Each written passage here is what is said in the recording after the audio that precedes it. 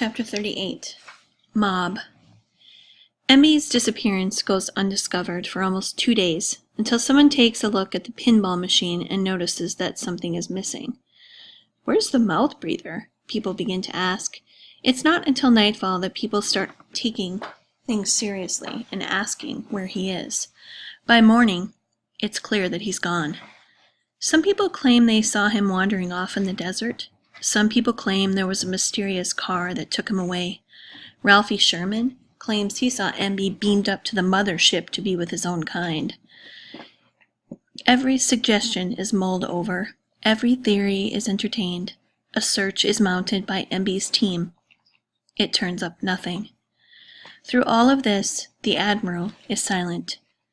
Now MB, the kid at the bottom of the pecking order, has suddenly become everyone's friend, and his disappearance fuel for everyone's fire. Roland uses it to further his own agenda of fear. After all, he was the one who very publicly predicted that MB would vanish. He didn't believe it for an instant, but now that his prediction has come true, he has everyone's attention. You watch, Roland tells all of those who will listen. The Admiral's gonna show up one of these days with a nice thick head of MB hair hidden beneath his hat, and any one of us could be next. Has he been looking at your eyes? Has he been listening to the sound of your voice? If he wants a part of you, you'll end up just like MB.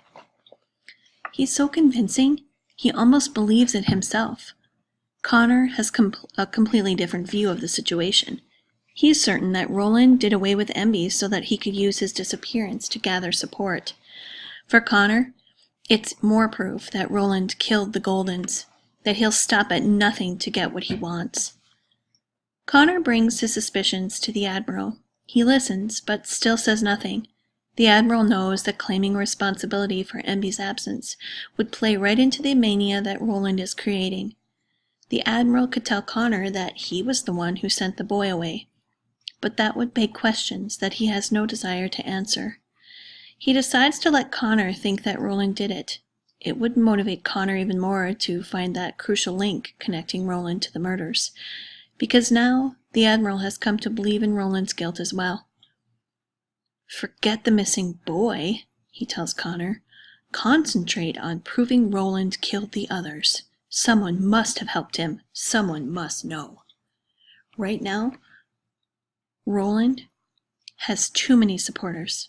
We can't take him down without hard evidence. Then somehow I'll get you evidence, Connor tells him. I'll do it for MB. After Connor leaves the Admiral's jet, the Admiral sits alone pondering the ins and outs of the situation. Things in the graveyard have gotten dicey before, but dicey situations have always been the Admiral's specialty. He's sure he can play this one to a successful conclusion and get everything back under his control. As he sits there in his jet, he gets an ache in his shoulder that spreads down to his arm. No doubt it's another manifestation of his various war wounds. He calls for a medic to bring him some aspirin. Chapter 39. Roland. Roland opens the envelope that Hayden had just handed him and reads the note inside. I know what you did. I'll make you a deal. Meet me at the FedEx jet. The note isn't signed, but it doesn't have to be. Roland knows who sent it. Connor's the only one with nerve enough to blackmail him. The only one stupid enough. The note sets Roland's mind spinning. I know what you did. There are quite a lot of activities Connor could be talking about. He might know that Roland has been sabotaging the generators so he can blame the Admiral for the outrageous living conditions. Or he might know about the bottle of Ipecac he stole from the infirmary while pretending to flirt with Risa. He was planning to use the stuff to spike the drinks, create a puke fest, and then blame the Admiral for giving them all food poisoning. Yes, there are plenty of things Connor could have found out about. Roland puts the note in his pocket, showing no emotion, and glares at Hayden. So you're Connor's messenger boy now? Hey, says Hayden, I'm Switzerland, neutral as can be, and also good with chocolate. Get lost, Roland tells him. Already am, and Hayden strolls away. It burns Roland that he might have to bargain with Connor, but there are worse things, and after all, bargains and subterfuge are a way of life for him, so he heads off toward the FedEx jet, making sure he takes a knife with him, in case there's no deal to make. Chapter 40. Connor. "I'm here," Roland calls from outside the FedEx jet. "What do you want?" Connor remains hidden inside the hold. He knows he's only going to get one chance at this, so he's got to do it right. "Come inside and we'll talk about it." "No, you come out." Nice try, Connor thinks, but this is going to be on my terms. "If you don't come in, I'll tell everyone what I know, and I'll show everyone what I found." Silence for a moment. Then he sees Roland's silhouette as he climbs into the hold. Connor has the advantage now. His eyes have adjusted to the dim light of the hold, and Roland's have not. He leaps forward and firmly plants the muzzle of the Admiral's gun against Roland's back. "Don't move." Instinctively, Roland's hands go up, as if he's been in this position many times before. "Is this your deal?" "Shut up." Connor uses one hand to frisk him and finds the concealed knife, and hurls it out of the cargo hold. Satisfied, he pushes the gun harder against Roland. "Move." "Where am I supposed to go?" "You know where to go. Crate 2933. Move." Roland begins to walk forward, squeezing between the narrow rows of crates. Connor is conscious of every movement of Roland's body. Even with a gun to his back, Roland is arrogant and sure of himself. "You don't want to kill me. Everyone here likes me. If you do anything to me, they'll tear you apart." They reach crate 2933. "Get in," Connor says. That's when Roland makes his move. He spins, knocks Connor back, and grabs for the gun. Connor expected this. He holds the gun out of reach and, using the crate behind him for leverage, places his foot firmly in Roland's gut and pushes him back. Roland falls backward into crate 2933. The second he does, Connor lurches forward, slams the hatch, and seals it.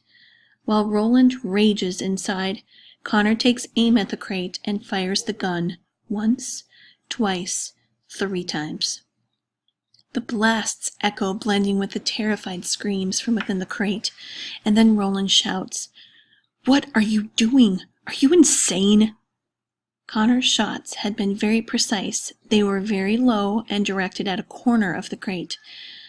"I've given you something your victims never had," Connor tells him. "I've given you air holes." Then he sits down. "Now we talk." Chapter 41. Mob. Half a mile away, a search party returns from the desert. They didn't find Emby. Instead, they found 5 unmarked graves behind a distant outcropping of rocks. In a few short minutes, word spreads through the ranks like flames in a steady wind. The Goldens had been found, and apparently they weren't so golden after all. Someone suggests that the Admiral did it himself. The suggestion becomes a rumor, and the rumor quickly becomes accepted as fact. The Admiral killed his own. He's everything Roland says he is. And hey, where is Roland? He's missing too. So is Connor. What has the Admiral done to them? A mob of unwinds with 100 reasons to be angry have all simultaneously found one more, and that's all it takes to push them over the edge. The mob storms the Admiral's jet, picking up more and more kids along the way. Chapter 42. Risa. A few minutes earlier, Risa had responded to the Admiral's request and showed up at his jet with some aspirin. She was greeted by the Admiral, who, as she had told Connor, didn't even know her name. Now he chats with her, telling her that the experience she's getting here is better than anyone her age gets in the outside world. She tells him of her thoughts of becoming an army medic, and he seems pleased. He complains of shoulder pain and asks her for the aspirin. She gives it to him, but just to be on the safe side, she checks his blood pressure, and he applauds her for being so thorough. There's some sort of commotion outside that makes it hard for her to focus on taking the Admiral's blood pressure. Commotion is not unusual here. Whatever it is, Risa suspects it will end with bandages and ice packs for someone. Her work is never done. 43. Mob. Furious kids begin to arrive at the Admiral's jet. Get him! Get him! Pull him out! They climb the steel steps. The hatch is open, but just a crack. Risa looks out at the wave of mayhem like a human tsunami pounding toward her. He's got a girl in there with him! The first of the kids reaches the top of the stairs and heaves the hatch open only to be met by Risa and a brutal punch to the jaw. It sends him tumbling over the side into the ground, but there's more where he came from. Don't let her close that door! The second kid is met by an aerosol burst of Bactine right to his eyes. The pain is excruciating. He stumbles backward into the other kids coming up the stairs, and they tumble like dominoes. Risa grabs the hatch, swings it closed, and seals it from the inside. Kids are on the wings now, finding every piece of loose metal and prying it up. It's amazing how much of a plane can be shredded by bare-handed fury. Break the windows! Pull them out! Kids on the ground throw rocks that hit their comrades as often as they hit the jet. On the inside it sounds like a hailstorm. The Admiral blanches at the scene outside the windows. His heart races, his shoulder and arm ache. How did this happen? How did I let this happen?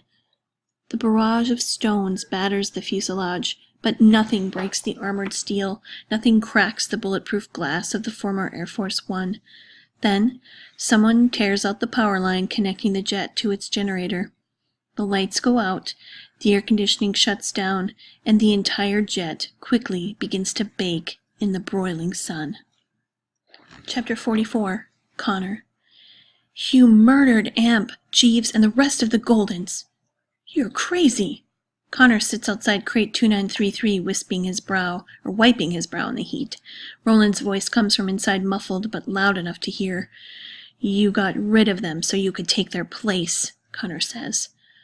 I swear when I get out of here I'll... You'll what? You'll kill me like you killed them? Like you killed MB? No response from Roland. I said I'd make a deal, and I will. If you confess, I'll make sure the Admiral spares your life. In a response, Roland suggests Connor perform a physical impossibility. Confess, Roland. It's the only way I'm letting you out of here. Connor is sure that if put under enough pressure, Roland will confess to what he's done. The Admiral needs evidence, and what better evidence than a full confession? I have nothing to confess to. Fine, says Connor. I can wait. I have all day. Chapter 45. Mob. The fortress of the Admiral's jet is impenetrable. The temperature inside is soaring past 100. Risa handling the heat, but the Admiral doesn't look too good. She still can't open the door because the mob is relentlessly trying to get in.